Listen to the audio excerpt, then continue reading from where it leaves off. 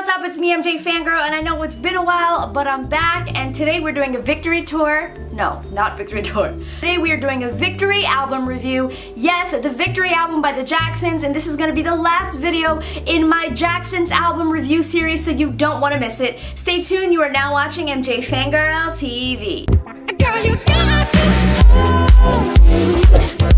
and touch the sky, you If you have not seen my face before, my name is MJFANGIRL, and I make videos here on YouTube for and about the Michael Jackson fan community. Make sure that you're hitting that subscribe button and also hitting the all notifications bell so that YouTube lets you know every time I upload. Alright you guys, so let's get started. If you don't know some of the background and the history, Michael Jackson actually was a part of a group called the Jackson 5. That's how he started his career. The group was with his brothers, 4 of his brothers, so there was 5 members in total, and they stayed with Motown for a few years when in 1975 they left Motown. In 1976 they went to Epic Records and began their new career group as the Jacksons. At that time Jermaine Jackson stayed at Motown and he was replaced in the group by their 6th brother, Randy, and so they became the Jacksons, and this is actually the culmination of all of that because the Jacksons Victory album is their 15th studio album and it featured all 6 brothers on one album for the first time. The Victory album came out in July 2nd of 1984, and just to give you guys a pretty quick timeline of what else was happening in terms of Jacksons and Michael Jackson music, here it is. So in 1978 the Destiny album came out, and then was 1979's Off the Wall album, which was Michael's first solo album on Epic Records. Then in 1980 the Triumph album was released. In 1982, the biggest selling album of all time, Michael Jackson's Thriller, was released, and in 1984 came the Victory album. So with the Victory album, one of the things to note is that the Victory album and the Victory tour and all the coming back together was sparked after the success of the performance at Motown 25 when the Jacksons were all together as a group for the first time, including Jermaine and Randy both on the same stage. Also, that's when Michael Jackson performed and debuted Billie Jean and the Moonwalk, and it skyrocketed Michael into the stratosphere, but it also brought the Jacksons back into, you know, the public's eye. And it's also important to note that Michael skyrocketed into success at this time, and the Thriller album was super duper successful, so why not come out with a Victory album celebrating the victory of the Jacksons and they're coming back together. Let's get into talking about the album, some of the specifications, and let's talk track by track, and stay tuned until the end because I'm going to be telling you guys all about my favorite tracks in order. So the Victory album was comprised of 8 tracks. It was about 40 minutes and 47 seconds long, so it's one of the shorter albums, but it packs a lot of punch. Now to me, the Jacksons Victory album is a little bit less cohesive of an album than a lot of the other albums. To me, they flow a little bit better together, but one of the things I love about the Victory album is the fact that all of the brothers, pretty much all the brothers, have solo spots where they sing exclusively them, and I think that's really cool because to me the Jacksons was a very important group to history, to pop culture, to music, to black history, and so for each of the brothers to have those times when their voice and their production and everything gets to shine was really, really cool. So the Victory album had 4 singles and 2 music videos. The 2 music videos were Torture and Body. The album peaked at number 4 on the Billboard charts and was supported by the Victory Tour, which everybody knows in the MJ fan community. But if you didn't know, the Victory Tour was an awesome and huge tour. They broke lots of records and sold out tons of stadiums. Very big deal. There is no footage that I know of that's super clear on YouTube, but you can definitely check it out. Some clips are available.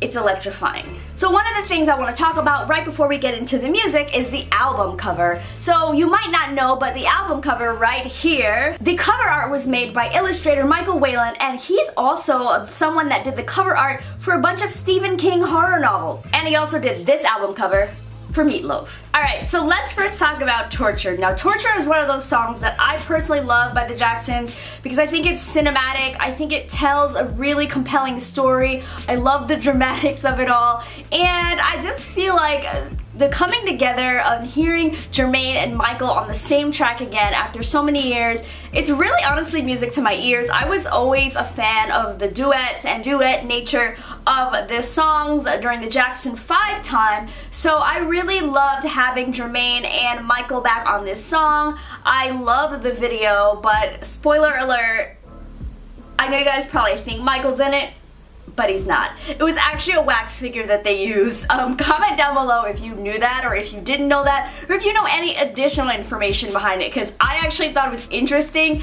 I didn't know for years that Michael was actually replaced in the video by a wax statue, so comment down below and let me know if you guys had any idea. Now we go into the second track of the album, which is Wait. Wait is one of those songs that I truly wish was a single. Like, I just love this song. We have Jackie here on lead. It was produced by Jackie and he's there singing his heart out. I thought it was a really great song for him. I thought it matched his voice really well. Also in this song you have Toto playing, which is interesting, and I'm not sure if Toto came into the mix after, you know, they had worked with Michael on Human Nature, and I don't know if this was like a Michael related thing, or if Toto, just being really popular at the time, decided, hey, let's jump on another Jackson project. So that was really cool. Wait is a song that has Jackie on it, like I said, other brothers singing in chorus, but one of the fun facts about this song is that Michael comes in super randomly, like at the 3-minute mark, and I just love it because as soon as he comes in, it's like, bam, he made his mark. One of the things about when Michael jumps on a track is like automatically I feel like he kind of like transforms it into something new, and so it was really cool to hear Wait and hear, you know, Jackie do his thing in the beginning and then Michael come in and be like, my pride, you know, that part, is really good. So comment down below if you're another fan of Wait like I am. Now the next song is a ballad that is really special because it was one of the first, I think it's actually the only Jackson song to be covered by a sibling, one of the only Jackson's group songs, because I know that Rebe covered Fly Away, that was by Michael, later and released it on her album, but Janet actually covered One More Chance, and this is a song where we hear Randy stand out, and I thought he did an amazing job. This is one of my favorite songs and one of my favorite Jackson's ballads in general. I think that Randy does a really excellent job, and it's funny because it's like, you know, Randy is such an integral part of the Jacksons when it comes to like his writing and his production and his lyrics, and it's just so powerful, and I loved hearing Randy get a chance to shine on his own. You could really hear some really great vocals here, and I'm just like, you guys, how is it that all the Jacksons have these amazing yet unique voices? Like, how does that even happen? So yeah, so as I said earlier, there are two versions of One More Chance. There is the Jacksons version of the Victory album, which is Randy, and then if you're a Janet fan, go and check hers out. She released hers 9 years later as the B-side to her popular hit single, If. Alright you guys, so now we get into Be Not Always, which is effectively a Michael Jackson solo track. Interestingly enough, some of the lyrics handwritten by Michael circa 1979 were found online. Here's a picture of them here. I thought that was really cool because it's always interesting to me to see a song like being produced, like the progress of it all. So I thought that was really interesting. Michael Jackson really sings about humanity, and he brings such a beautiful perspective on talking about peace and war and death and sadness, but yet hope, and how life is just not promised, tomorrow's not promised. When I used to hear this song, I really didn't understand it, but now that we're like in harder times, you know, where it comes to social injustices and racial injustice and you know, war and this pandemic, like it really brings a song like Be Not Always to the forefront for me. And it's also beautiful because I feel like there's not that much instrumentation, and Michael's voice is really highlighted on this, so I think it was a great track. Comment down below and let me know. I think it's actually one of Michael's most beautiful vocal performances. I would love to hear what your thoughts are, so share them with me. Next up is State of Shock, which all of us probably know. State of Shock was originally recorded with and demoed with Freddie Mercury of Queen, and then it went over and was actually recorded and released with Mick Jagger. Mick Jagger gives a really fun and standout performance. I love this song. This song actually always reminds me of Moonwalker. The Moonwalker video, there's like that, I don't know, it's like the raindrops clip of We Are the World, and then they go into State of Shock and they show Michael with all these electric bolts around him, and it's just a really great song to sing along to. This is one of those that I always sing along to, and I love, like, she looks so great every time I see her is like really like, yeah, getting into it. I know you guys are probably tired of hearing me sing on this channel, but just humor me, please. So now we go into We Can Change the World.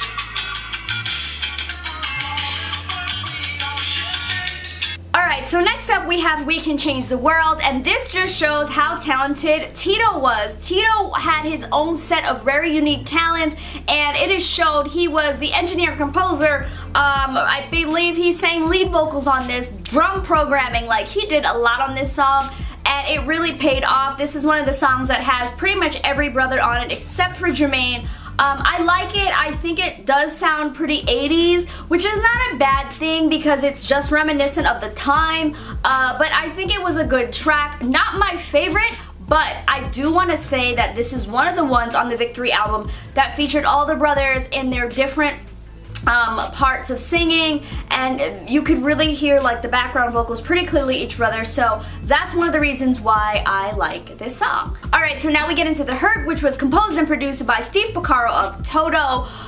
Again, this is one of those songs that to me it kind of just like blends into the rest of the album. I don't know, I wasn't sure that this was my favorite track just because I'm not sure exactly where it really fit in. Like, one of the things for me that I love about Jackson's albums is that they usually are very cohesive. They kind of can tell a story. You could listen to the thing the whole way through and you feel like that, you know, that story, you feel it. And so with this, I feel like The Hurt was a great song, but I feel like it didn't really fit into the mold that was the Victory album for me.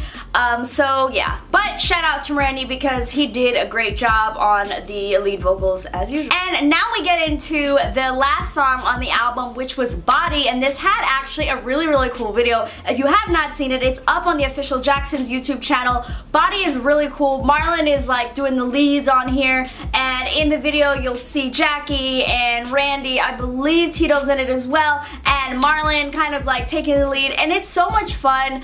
When I look at that video, I kind of wonder like how Body did at the time.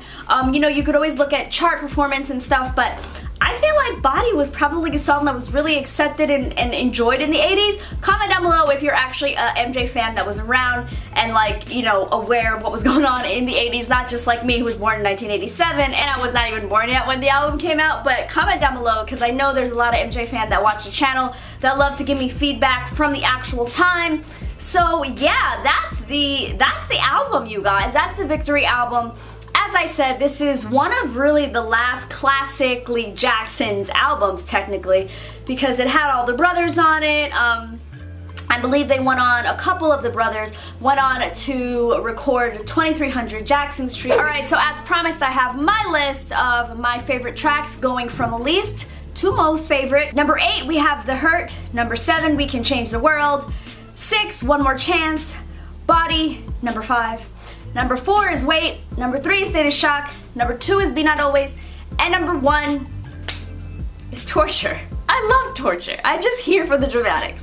Alright, so yeah, I'm here for the dramatics, and if you're into so much more about the Jacksons and all of the creativity that went into the albums and the timelines and all that, make sure that you go in and checking out all the rest of my reviews. They're right here. Go and check them out. We got Destiny and the Jacksons album and Triumph and so much more, and talk to you guys later. Bye.